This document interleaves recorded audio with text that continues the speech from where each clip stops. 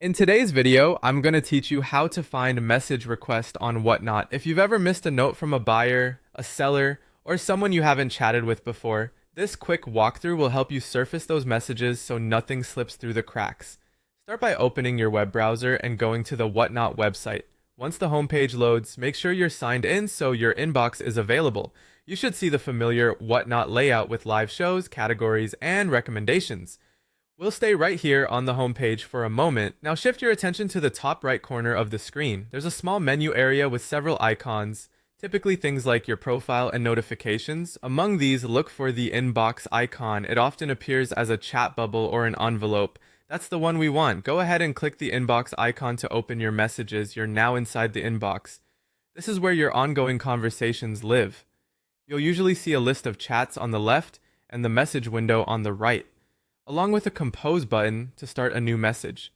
We're interested in the section that contains messages from people you haven't interacted with yet, which Whatnot treats as message requests to protect your main inbox from clutter.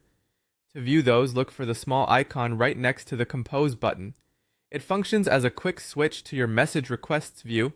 Click that icon. When you do, the inbox pivots from your regular conversations to the request area where any pending messages from new contacts will appear. Now you can see whether you have message requests waiting. If there are any, you'll see them listed here, often with a badge or count to indicate new items. This is the best place to review messages that didn't land in your main thread list because the sender is new to you. Take a moment to scan the names and previews so you don't miss important updates like purchase questions, shipping clarifications, or collaboration inquiries. A couple of quick tips to keep things smooth. Check this request view regularly, especially if you host shows or handle a lot of listings, because first-time contacts often land here. If you're done reviewing and want to go back to your regular messages, simply return to your inbox view.